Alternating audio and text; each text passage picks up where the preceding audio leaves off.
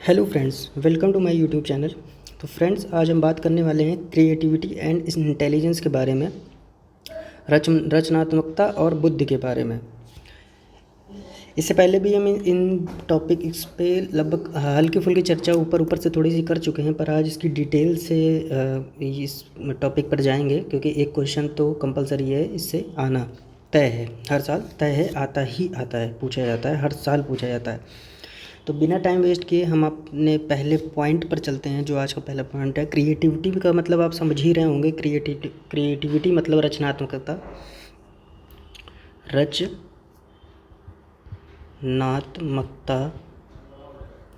और इंटेलिजेंस मतलब होता है बुद्धि। इंटेलिजेंस मतलब क्या होता है? बुद्धि। ये तो इंटेलिजेंस का मतलब तो आप अच्छे से जानते ही होंगे। तो रचनात्मकता और बुद्धि के बारे में आज हम बात करने जा रहे हैं। तो सबसे पहला पॉइंट इसमें ये है कि टर्मन ने 1920 में क्रिएटिविटी पर शोध किया और पाया कि जिस बच्चे का आईक्यू हाई होगा, ज़रूरी नहीं है कि वो क्रिएटिव होगा। महान साइकोलॉजिस्ट टर्मन ने क्रिएटिविटी पर शोध किया और 1920 पे क्रिएटिविटी पर शोध किया, और उन्होंने ये पाया कि जिस बच्चे का हायर आईक्यू, कल हमने आपको आईक्यू के बारे में थोड़ी इन्फॉर्मेशन दी थी कि 100 से 90 से 90 टू 110 जिसका आईक्यू होता है, वो एवरेज आईक्यू कितना होता है? एवरेज आईक्यू जो मनुष्य, एक मानव में एवरेज आईक्यू होता है, वो 90 टू 100 होता है। और जो हायर आईक्यू होता है तो वो 110 से 140 होता है। और 140 के अबव जो जाता है वो क्या होता है? वेरी सुपीरियर आईक्यू होता है। उसको जीनियस या गॉड गिफ्टेड बोलते हैं। क्या बोलते हैं? गॉड गिफ्टेड बोलते हैं।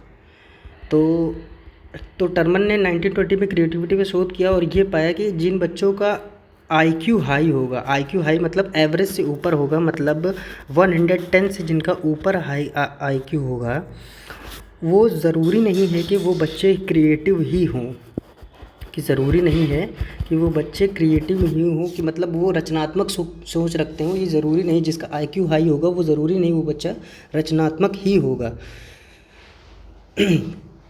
तो सेकंड पॉइंट पर चलते हैं। जिस बच्चे के अंदर क्रिएटिविटी होगी, और क्रिएटिविटी होती किसके अंदर, कैसे पहचानें कि बच्चा क्रिएटिव है या नहीं है?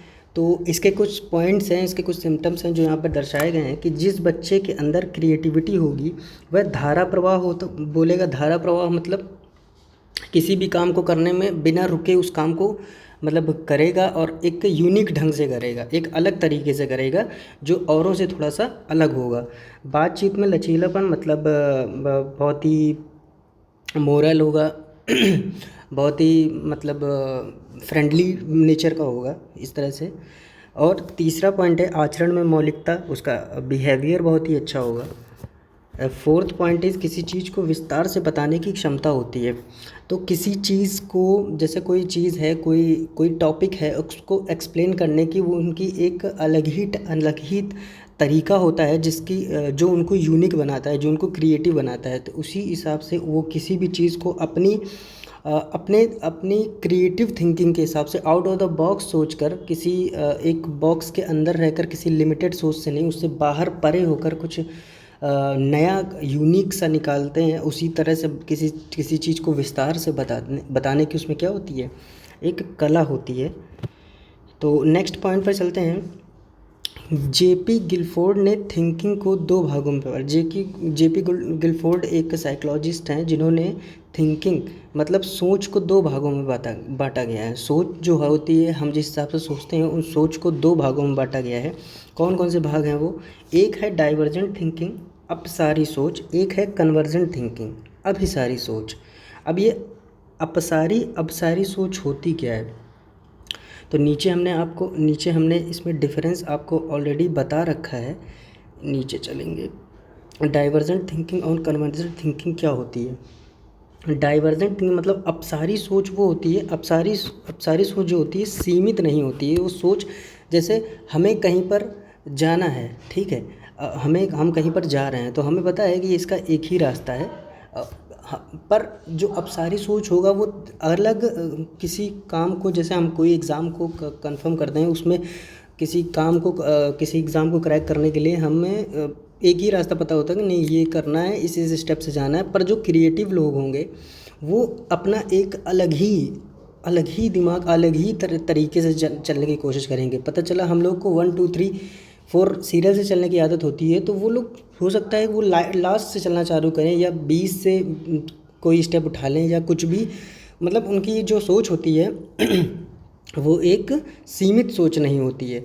और अभिसारी सोच में सीमित सोच होती है कि नहीं ये करना है तो इस तरह से करना है, इसी तरह से होगा, इसके अलावा कोई रास्ता ही नहीं है।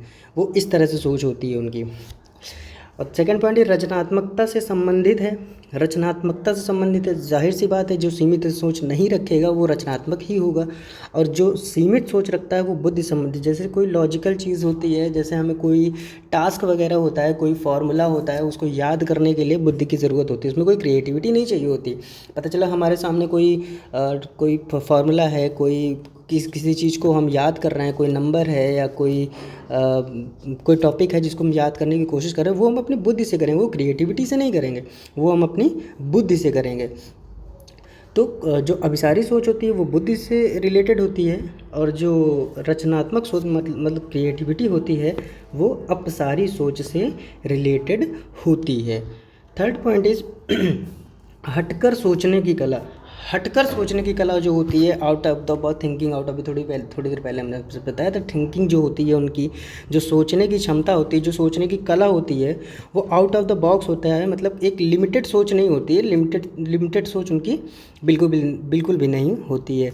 और पॉइंट है कि MCQ सॉल्व करने में, अभिसारी सोच वाले व्यक्ति MCQ सॉल्व करने में, लॉजिकल क्वेश्चन सॉल्व करने में, अभी थोड़ी देर पहले हमने आपसे बताया था कि बुद्धि से जो काम किया जाए वो अभिसारी सोच के अंतर्गत आता है। जो बुद्धि से ऊपर मतलब किसी यूनिक ढंग से, किसी एक तरीके को छोड़कर कोई अलग तरीके को अपनाकर, अलग तरीके से खुद का तरीका बनाकर किसी काम को करना एक रचनात्मकता की निशानी है। तो फोर्थ पॉइंट इज अनेक उपाय होंगे किसी समस्या के। यहाँ पर कोई आपको एक प्रॉब्लम दे दी गई तो आप उसके एक नहीं दसों आपके पास दसों आपके पास सलूशन मिल जाएंगे। जो क्रिएटिव सोच रखेगा उसके पास एक नहीं हज़ारों सलूशन मिल जाएंगे। पर जो अभिसारी सोच रखेगा उसके पास एक लिमिटेड ही सलूशन होंगे। जो उसी सलूशन की बात करेगा, जो वो खुद करेगा वही दूसरों के ही बताएगा। जो अभिसारी सोच रखेगा उसके पास अनेकों उपाय होंगे किसी जगह पर जाने के लिए, लेकिन जो अभिसारी सोच रखेगा उसके पास कुछ सीमित ही उपाय होंगे। तो ये थी अपसारी सोच और अभिसारी सोच में डिफरेंस। अब यहाँ पर एक पॉइंट दिया गया है, अपसारी सोच वाला ज़रूरी नहीं क्रिएटिव हो। अब जो व्यक्ति अपसारी सोच रखता हो, अपसारी मतलब क्या बताया था, अपसारी मतलब जो डाइवर्जेंट थिंकिंग रखता हो, जो क्रिएटिव थिंकिंग रखता हो, ज़रूरी नहीं है वो क्रिएटिव हो। जो अपसारी सोच रखने वाला व्यक्ति ज़रूरी नहीं कि क्रिएटिव हो, पर हर क्रिएटिव व्यक्ति जो रचनात्मक व्यक्ति होगा वो अपसारी सोच ज़रूर रखता होगा। अपसारी सोच रखने वाला हर व्यक्ति ज़रूरी नहीं कि क्रिएटिव हो, पर हर क्रिएटिव व्यक्ति अपसारी सोच ज़रूर रखेगा। इतनी बात आपको समझ में आ गई होगी। ठीक है, आगे बढ़ते हैं। ये कुछ पॉइंट है जो प्रतिभाशाली बच्चों के कुछ पॉइंट्स लेके आए हुए हैं आपके सामने, ये थोड़ा गौर कीजिएगा। प्रतिभाशाली बच्चे मतलब यहाँ पर इंग्लिश में लिख देते हैं गिफ्टेड चाइल्ड।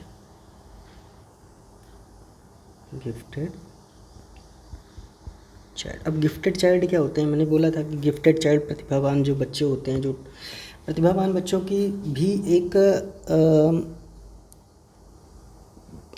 प्रतिभावान बच्चे भी अलग अलग प्रकार के होते हैं, अलग अलग फील्ड से होते हैं। कुछ क्रिएटिव होते हैं, कुछ IQs से इंटेलिजेंट होते हैं, कुछ टैलेंटेड होते हैं।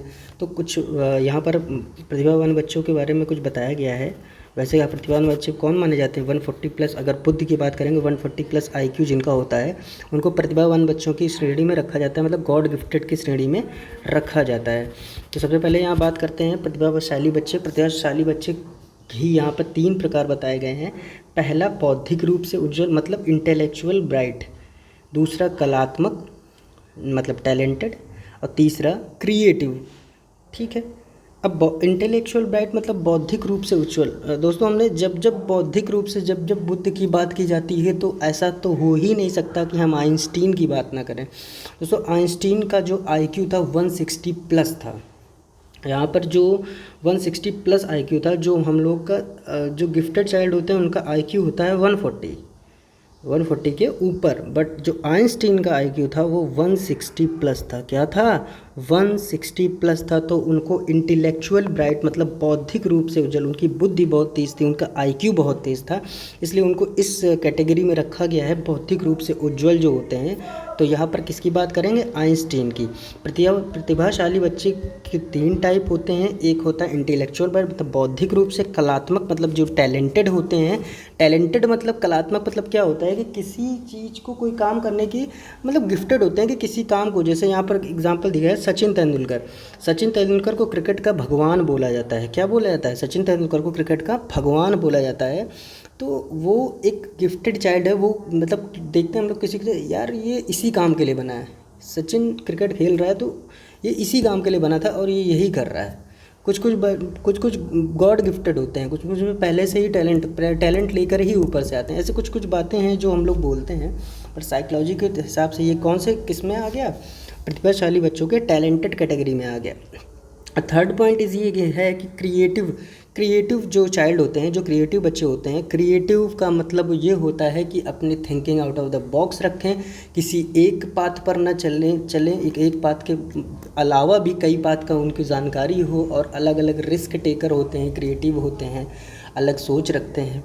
तो क्रिएटिव मतलब अमर हुसैन एक पेंटर हैं, आप अच्छे से जानते होंगे, और जाहिर सी बात है आपको पेंटिंग में कोई भी अच्छा पेंटर होगा वो एक क्रिएटिव थिंकिंग ज़रूर रखेगा। क्रिएटिव थिंकिंग वाला पेंटर ज़रूरी है, पेंटर क्रिएटिव थिंकिंग ही रखता है, क्योंकि उसको कौन सी चीज़ें कहाँ पे किस तरह से दर्शानी है और किस चीज़ की पेंटिंग बनानी है, कौन सी कला यहाँ पे इस्तेमाल करनी है, किस तरह से क्रिएटिविटी करनी है, किस तरह से सोचना है, किस चीज़ की पेंटिंग, ये सब काम करने के लिए क्रिएटिव थिंकिंग की आवश्यकता होती है, जिसका उदाहरण है एम एफ हुसैन।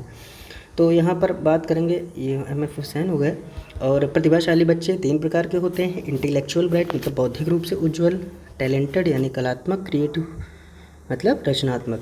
तो बौद्धिक रूप से उज्ज्वल हो गए आइंस्टाइन, जिनका आईक्यू 140 प्लस आईक्यू यहाँ पर हमने लिखा हुआ है, बट जो है वो 160 के प्लस है। यहाँ पर 140 प्लस इसलिए हमने लिख दिया है ताकि आपको ये याद बना रहे कि जो हायर आईक्यू होता है वो 140 प्लस का होता है। ठीक है, बट आइंस्टीन का जो आईक्यू था वो क्या था? 160 प्लस का आईक्यू रखते थे वो। ठीक है। टैलेंटेड स्टूडेंट कलात्मक सचिन तेंदुलकर, क्रिएटिव थिंकिंग जो रखते हैं वो एम.एफ. हुसैन है। ये थे गॉड गिफ्टेड चिल्ड्रन। तो ये था आज की वीडियो में। अगर आपको पसंद आए तो please like share and subscribe, और कोई भी डाउट हो तो आप कमेंट कर सकते हैं। Thank you.